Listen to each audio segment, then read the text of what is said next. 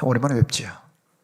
제가 10년 전에 오후 예배 때에 이 자리에서 설교를 한 적이 있습니다. 하도 오래된 일이라 여러분도 기억 못할 것 같습니다. 무더위의 기세가 많이 꺾였습니다. 아침 저녁으로 시원한 바람이 부는 것을 보니까 가을에 들어섰다는 느낌이 듭니다. 한번 생각해 보십시오. 여러분, 수억 대의 에어컨을 동원한다고 해서 이 정도의 바람을 불게 할 수 있겠습니까? 계절의 섭리를 통한 하나님께서 하신 일입니다.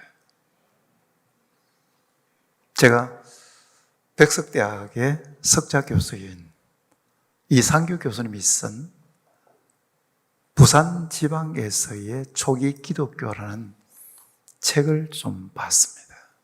그 책 뒷표지에 신충호 목사님의 추천의 글도 읽었습니다. 제가 그 책을 읽고 나서 부산진교회가 얼마나 대단한 교회인지를 알게 되었습니다.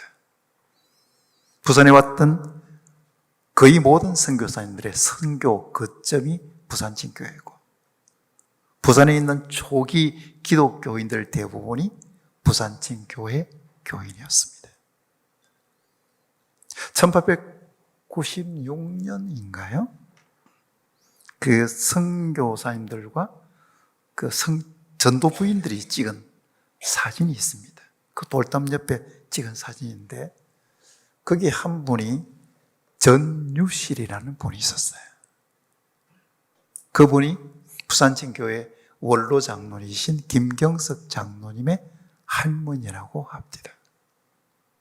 역사적으로 부산진교회는 부산에서 가장 먼저 세워진 교회고 부산의 대표적인 교회고 지금도 그렇습니다. 때가 되면 하나님께서 옛 영광을 다시 되찾게 하실 것입니다. 목사가 좋은 교인을 만나는 것은 큰 복입니다. 우리 목사 세계에서는 목사가 좋은 장로님을 만나는 것은 얼마나 큰 복인지 모른다, 이렇게 이야기합니다. 목사가 좋은 교인을 만나면 행복하게 목회할 수 있습니다. 마찬가지로 교인이 좋은 목사님 만나는 것은 큰 복입니다. 교인이 좋은 목사님 만나야 행복하게 신앙생활할 수 있습니다. 여러분 이미 그 복을 받았다고 저는 믿습니다. 목사가 목사를 안다는 말이 있는데 저도 신충호 목사님과 몇 번 교제를 나누었습니다. 저는 목회 능력이 얼마나 탁월한지 그건 잘 몰라요. 그러나 몇 번 뵈면서 참 인격적으로 훌륭한 분이다. 예의 바르고 겸손하고. 여러분 이런 목사님들이 요즘 만나기가 쉽지 않습니다. 기독교 역사관의 중요한 전제 중에 하나가 사람이 역사를 이끌어가는 것이 아니라 하나님께서 역사를 이끌어 간다는 겁니다. 사람이 역사를 이끌어 간다면 우연이란 존재합니다. 그러나 하나님께서 역사를 이끌어 가신다면 우연이란 존재하지 않습니다. 모든 것은 하나님의 섭리입니다. 역사 속에서 일어나는 일도, 그리고 가정에서 혹은 직장에서, 그리고 교회에서 일어나는 그 모든 일은 우연이 아니라 하나님의 섭리입니다. 우리가 이해할 수 없고 우리가 받아들이기 힘들어도 그 일에도 하나님의 뜻이 있다고 믿는 것이 하나님의 섭리를 인정하는 교인들의 태도입니다. 여러분이 부산진교회에 교인이 된 것 우연이 아닙니다. 여러분 스스로의 선택이나 결정에 의해서 부산진교회 교인이 된 것이 아니란 말입니다. 아무리 내가 원하고 선택한 것 같아도 사실은 하나님이 불러주셨고 부산진교회 교인이 되는 이 모든 것들은 하나님께서 이루신 일입니다. 우리 동네에 아파트가 하나 있는데요. 그 아파트에 남구에서 살고 있는 한 교인이 이사를 왔습니다.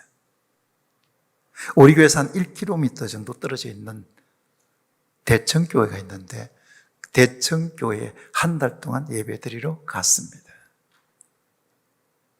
그리고 다음 주일은 대청교회에 등록하겠다고 생각을 하고 기다리고 있다가 주일 아침이 되어서 차를 기다리고 있는데 차가 도착했습니다.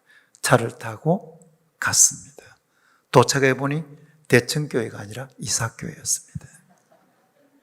대청교회 차인 줄 알고 탔는데 사실은 그 차가 이사교회 차였습니다. 시간을 보니까 걸어서 가면 예배 시간이 조금 늦을 것 같았습니다. 그래서 이분이 오늘은 이사교회에서 예배를 드리고 다음 주일 대청교회에 등록하겠다 생각했습니다. 그리고 그날 우리 교회에서 예배 드리고 예배 마치자마자 등록을 했습니다. 제가 지금 이야기하는 것은 우리 이삭교회가 대청교회보다 더 좋은 교회다 이 말 하려는 것이 아닙니다. 한 교회의 교인이 되는 것은 본인의 소원이나 선택이 아니라 하나님의 섭리라는 겁니다.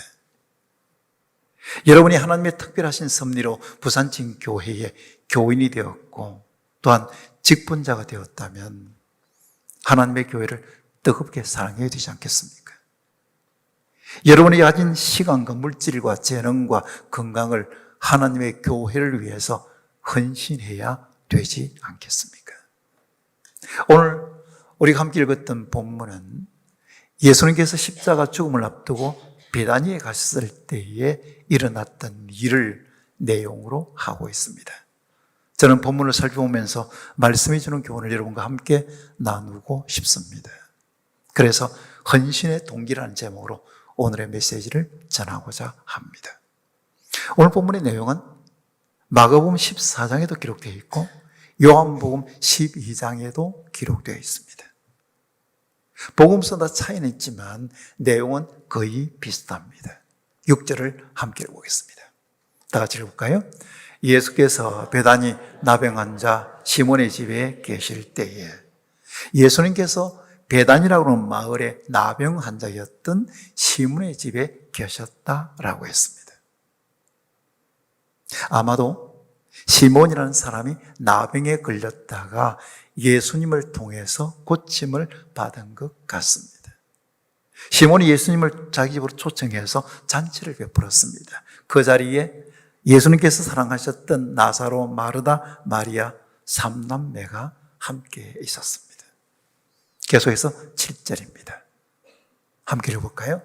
한 여자가 매우 귀한 향유 한 옥합을 가지고 나와서 식사하시는 예수의 머리에 부으니 한 여자가 매우 귀한 향유 한 옥합을 가지고 나와서 예수님의 머리에 향유를 부었다라고 했습니다. 요한복음 12장에서는 이 여자 이름을 마리아라고 했습니다. 마리아가 자신이 가지고 있던 귀한 향유를 예수님의 머리에 부었습니다. 다른 복음서에서는 이 향유의 가격을 300데나리안이라고 했습니다.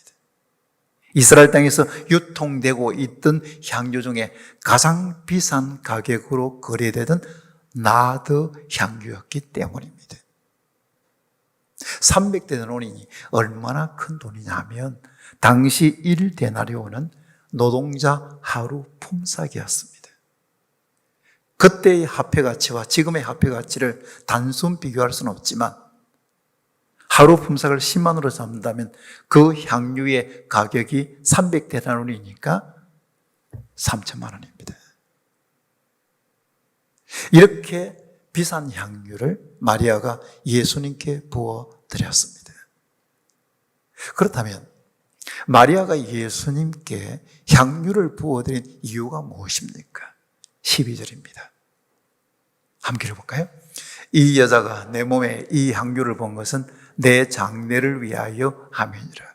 이 여자가 내 몸에 이 향유를 본 것은 내 장례를 위하여 함이니라. 이렇게 이야기했습니다. 유대인들은 사람이 죽으면 세마포 옷을 입히고 그 사이사이에다가 가루로 된 향품을 넣습니다. 그런데 마리아는 예수님께서 죽을 것이라는 것을 알고 있었기 때문에 예수님의 장례를 미리 준비하면서 향유를 부어드렸던 것입니다. 예수님께서 제자들에게 너희는 나를 누구라 하느냐고 했을 때에 베드로가 주는 그리스도시요 살아계신 하나님의 아들이라고 하는 위대한 신앙 고백을 합니다. 그때부터 예수님께서 자신의 고난, 죽음, 부활에 대한 말씀을 하셨습니다. 그러나 제자들은 예수님의 고난, 죽음에 대한 관심을 가지지 않았습니다.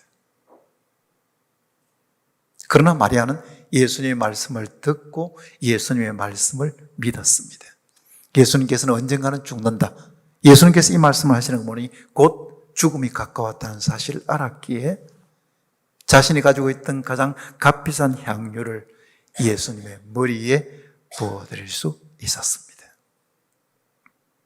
어떤 사람들은 마리아를 종교 중독자라고 말합니다. 종교 중독자가 아니라면 어떻게 이렇게 비싼 향유를 예수님께 부어드릴 수 있느냐라고 말합니다. 사이비 이단이나 사이비 집단에 빠진 사람들은 거의 다가 종교 중독자입니다. 교주가 죽으라면 죽습니다. 여자들은 몸도 내어주고 재산도 다 내어줍니다. 그들이 헌신하는 것, 그들이 자신이 가진 모든 것을 주는 것은 예수님에 대한 사랑이 아닙니다.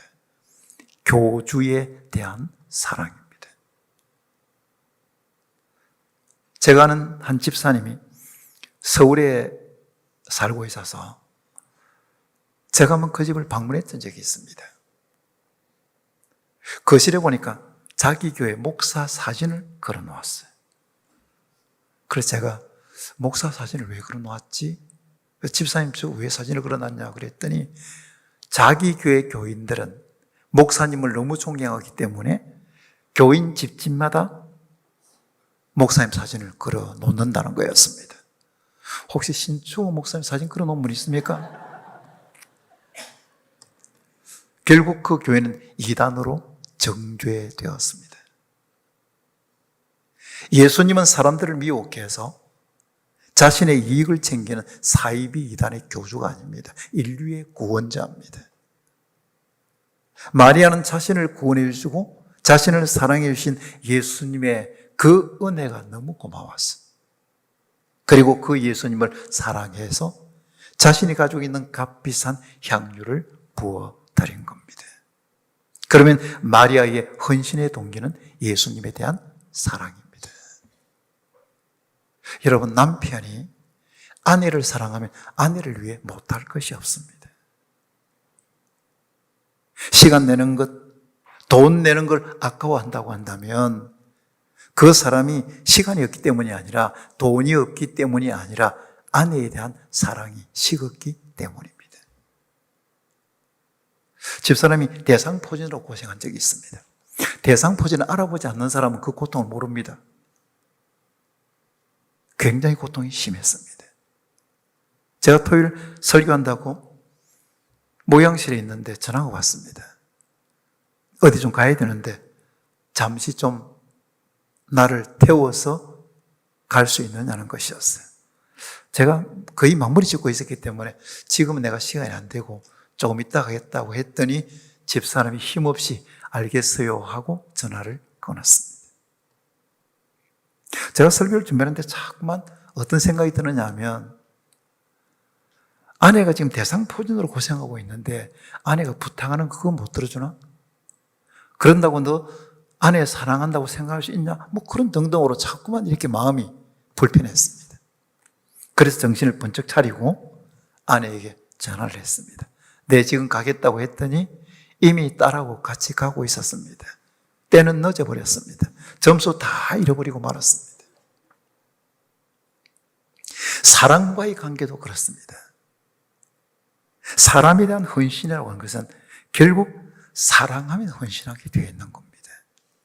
그러면 헌신하지 않는다는 것은 사랑이 식었다는 증거입니다. 여러분, 교회를 위해서 헌신한다. 그 헌신이 지금 내가 식어졌다. 그건 사랑이 식었다는 것이지 내가 다른 것이 없어서가 아닙니다.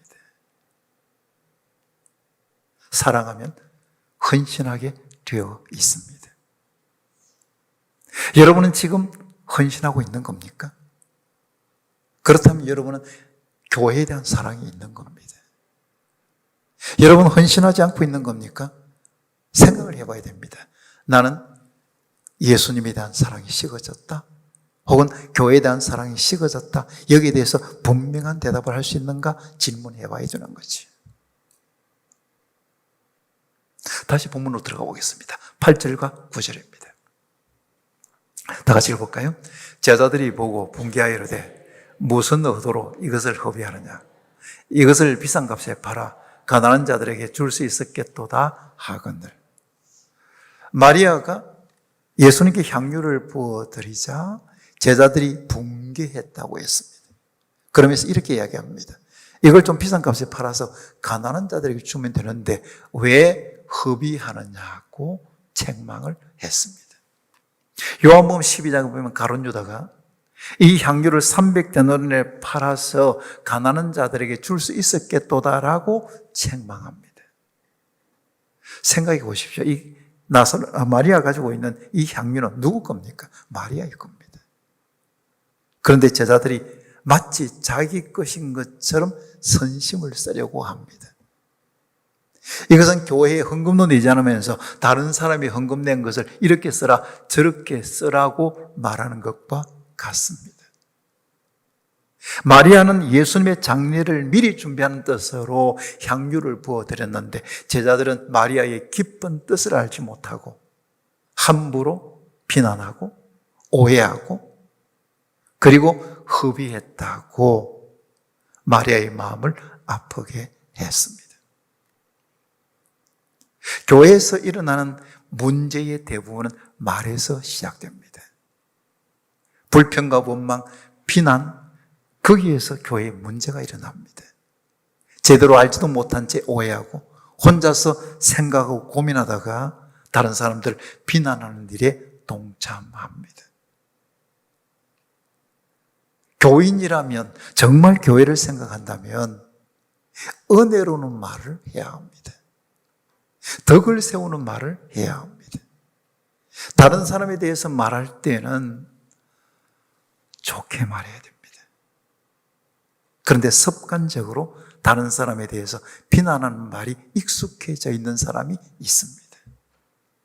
우리가 하는 말 중에는 사람을 살리는 말이 있고 사람을 죽이는 말이 있습니다. 저도 목회하면서 교인들이 오해하고 비난하는 그 말들이 어느 날 내 마음에 비수같이 꽂히면 밤에 잠이 안 옵니다. 이건 사람을 죽이는 말입니다. 그러나 어떤 교인은 목사에게 따뜻한 위로의 말을 합니다. 격려의 말을 합니다.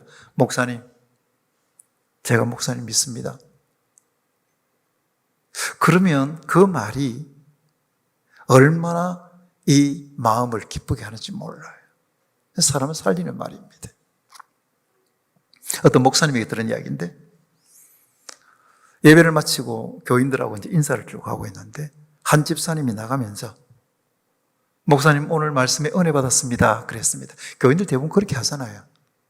안 합니까 여러분? 대부분 그렇게 하잖아요. 목사님 말씀 은혜 받았습니다 라고 했는데 뒤에 따라오던 권사님이 이렇게 말합니다. 그렇게 말하지 마라. 목사 교만해진다.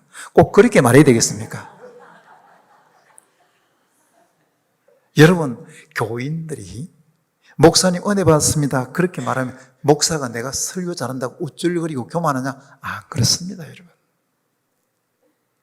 목사의 수준을 뭘 보는 겁니까?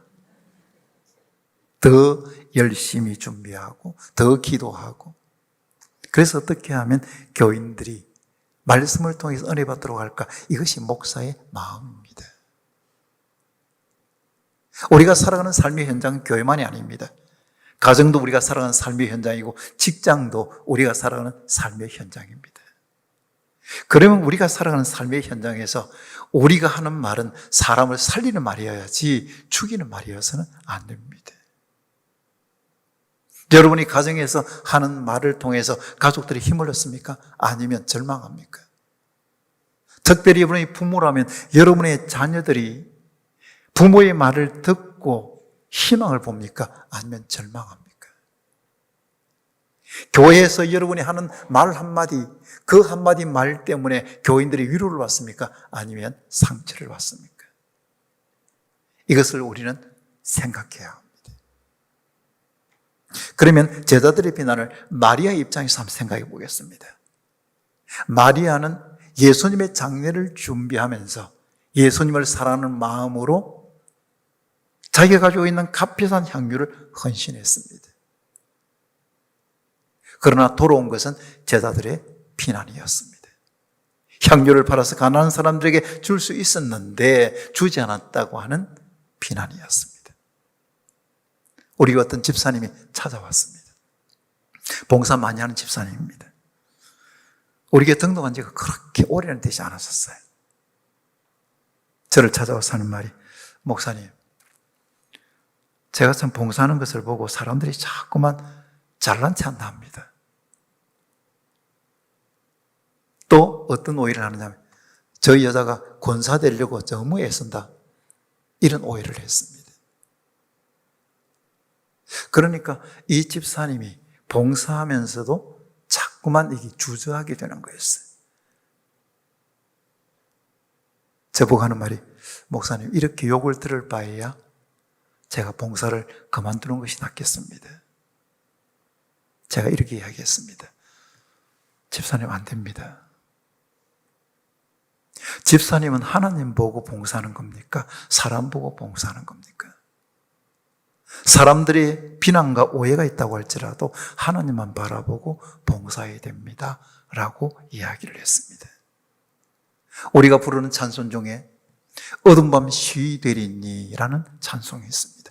그 찬송의 내용은 무슨 이야기냐면, 일할 수 없는 어두운 밤은 속히 온다는 거예요. 일할 수 있을 때에 열심히 해야 된다는 것입니다. 여러분, 그렇지 않습니까? 우리에게는 언젠가는 일할 수 없는 밤이 옵니다. 병이 들면 하고 싶어도 못해요. 인생의 고난의 가장 밑바닥에 내려가면 내가 하고 싶어도 할 수가 없어요. 나중에 생명이 끝나버리면 영원히 할 수 없습니다. 그때 사람들은 후회합니다. 내가 그때 시간이 있었는데, 그때 내 신앙생활 잘 할 수 있었는데, 내가 그때 건강했고 여건도 괜찮았는데, 내 봉사할 수 있었는데, 내가 그때 돈 많았었는데, 그때 교회를 위해서 아낌없이 내가 좀 헌신할 수 있었는데, 비로소 어두운 밤이 오게 되니까 후회하게 되는 것이, 그때 할 수 있는데 내가 하지 못했다는 겁니다. 아미동에 있는 부산대학병원에 옆에 보면 교회가 하나 있습니다. 우리 합동적 교회인데, 고신적 교회죠. 고신적 교회인데, 그 교회 집사님이 병원에 입원을 했습니다. 입원을 해서 목사님이 병문안을 갔어요. 병실 문을 열고 들어가니까 그 집사님이 목사님을 보자마자, 목사님 봉사하겠습니다 그랬습니다. 이것은 일반적인 인사가 아닙니다, 여러분. 일반적인 인사는 목사님 오셨습니까? 바쁜데 어떻게 이렇게 오셨습니까? 이런 정도의 인사지, 바로 목사님 만났는데 병실상에 이제 누워 있으면서 목사님 봉사하겠습니다, 그 이유를 알아봤더니, 집사님이 병이 들어서 병실에 딱 들어가서 눕는 순간 어떤 생각이 드냐, 목사님이 봉사라고 했을 때에 봉사를 거절했던 것만 생각이 나더라는 거예요. 내가 더 이상 봉사하지 못하면 어떻게 하지? 라는 두려움이 엄습해 오니까 목사님을 보자마자 목사님 봉사하겠습니다. 저는 그분이 병이 나와서 다시 봉사의 일선에 복귀했는지 그건 잘 모릅니다. 그때 그런 일이 있었다는 이야기만 들은 겁니다. 여러분 중에 혹시 작년까지 열심히 봉사하다가 올해 봉사를 쉬고 있는 분이 있습니까? 좋은 말로 할 때 다시 복귀하시기 바랍니다. 왜냐하면 언젠가는 일할 수 없는 밤이 오는데, 그 언젠가는 내가 알지 못하기 때문입니다. 내가 헌신할 수 있는 시간은 바로 지금입니다. 지금 내가 가지고 있는 시간과 물질과 재능과 건강을 하나님의 교회를 위해서 쏟아붓는 그 헌신의 때는 바로 지금입니다. 여러분이 교회를 위해서 봉사할 때에 사람들의 오해와 비난받을 수 있습니다. 그때 내가 욕 들어가면서 굳이 봉사할 필요가 있나라는 생각이 듭니다. 사탄은 우리의 헌신을 멈추게 하는 것은 사람들의 비난을 들을 때입니다. 사람들의 비난을 동원해가지고 우리의 헌신을 멈추게 만듭니다. 사람들로부터 오해받고 비난받는다고 봉사를 멈춘다. 그것은 사탄의 작전에 넘어가는 겁니다.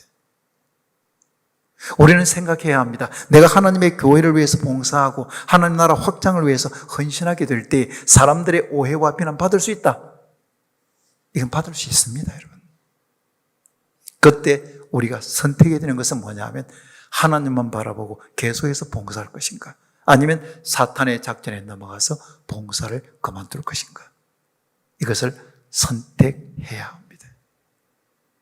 말씀을 맺겠습니다. 사랑하는 성도 여러분, 고린도전서 15장 10절을 함께 읽어보겠습니다. 다 같이 읽어볼까요? 그러나 내가 나된 것은 하나님의 은혜로 된 것이니 내게 주신 그의 은혜가 헛되지 아니하여 내가 모든 사도보다 더 많이 수고했으나 내가 한 것이 아니요 오직 나와 함께 하신 하나님의 은혜로라. 사도 바울의 고백이 내가 나된 것은 하나님의 은혜라고 했습니다. 지금 우리가 가지고 있는 성경은 개역 개정 성경입니다.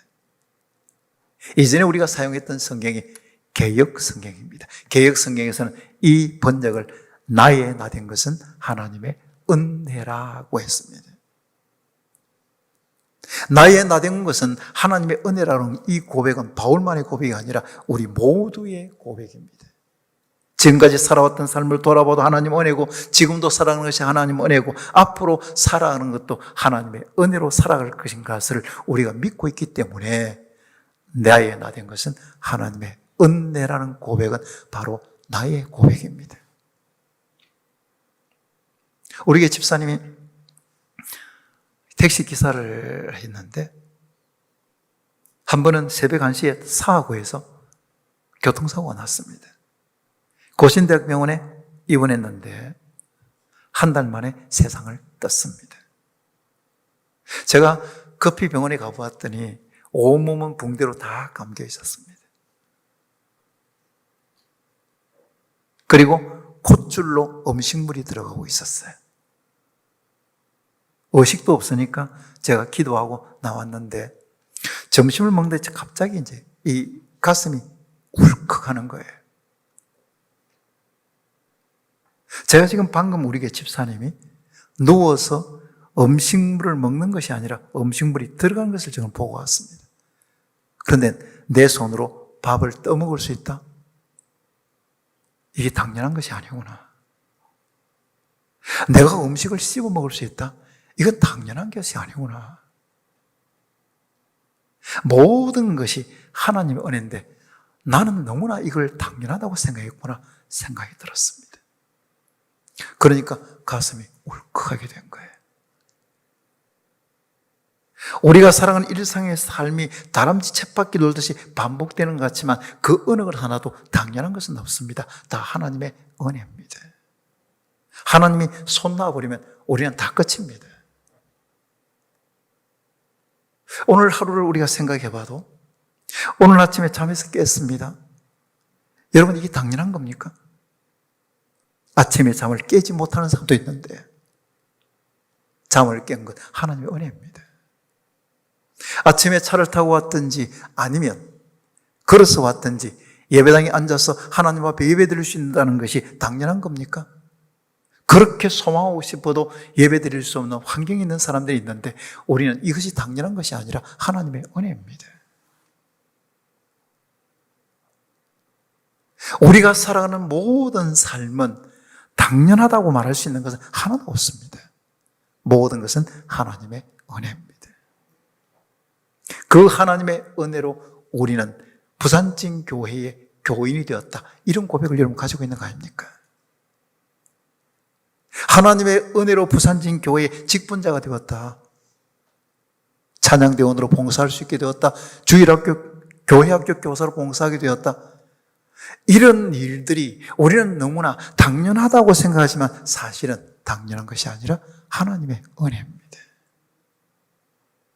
하나님의 은혜라면 헌신해야 되지 않겠습니까? 우리가 하나님 앞에 우리의 남은 생을 어떻게 헌신할 것인지 이 결정은 내가 어떻게 살아왔는지를 돌아보면 내 헌신의 어떤 척도가 되는 거 아니에요. 다 은혜인데 내 노력의 결과가 아니고 내 선택의 결과가 아니라 하나님의 은혜라고 한다면 나는 하나님을 위해서 내 시간 드리고 물질 드리고 재능 드리고 건강 드리고 이런 건 결코 아깝지 않다. 이것은 당연히 내가 해야 될 일이다 라는 마음이 들게 되는 거지.